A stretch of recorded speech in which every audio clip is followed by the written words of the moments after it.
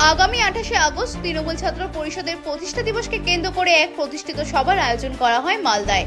বৃহস্পতিবার মালদা জেলা অডিটোরিয়ামে জেলা তৃণমূল ছাত্র পরিষদের উদ্যোগে এই সভা অনুষ্ঠিত হয়। সভায় প্রধান বক্তা হিসেবে উপস্থিত ছিলেন রাজ্য তৃণমূল ছাত্র পরিষদের সভাপতি তৃণাঙ্কুর ভট্টাচার্য। এছাড়া উপস্থিত ছিলেন রাজ্যের মন্ত্রী তাজমুল হোসেন, জেলা তৃণমূল কংগ্রেসের সভাপতি ও বিধায়ক আব্দুর রহিম বক্সি, বিধায়ক সাবিত্রী মিত্র, জেলা পরিষদের সভাধিপতি লিপিকা বর্মন ঘোষ, জেলা তৃণমূল যুব কংগ্রেসের সভাপতি প্রসেনজিৎ দাস এবং জেলা তৃণমূল ছাত্র পরিষদের সভাপতি প্রসূন রায় সহ অন্যান্য নেতৃত্ববৃন্দ। আগামী 28শে আগস্ট কলকাতায় অনুষ্ঠিত তৃণমূল ছাত্র পরিষদের ঐতিহাসিক ছাত্র সমাবেশ সফল করতে এই প্রস্তুতি সভার আয়োজন করা হয়। মালদা থেকে হরেন চৌধুরীর রিপোর্ট, বাংলার কথা।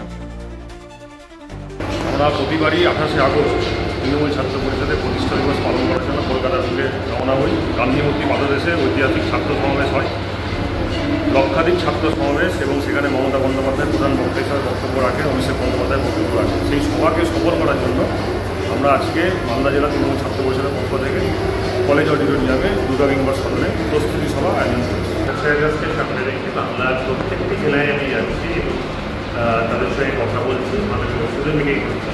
সেই উপলক্ষে প্রধানত আজকে আসা। আজকে এই মালদা সহ সবকটা জেলায় প্রচুর পরিমাণে ছাত্রছাত্রী উপস্থিত হয়েছে এবং আমি উপলব্ধি করছি যে এবারে 28শে আগস্ট একটা বৃহত্তর ছাত্র সমাবেশ হতে চলেছে।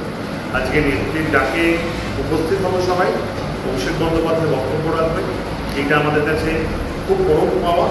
বিশেষত 26শে নির্বাচনের আগে সেন্ট্রালাইজড এভাবে ছাত্রদের সঙ্গে এটা শেষ মিটিং।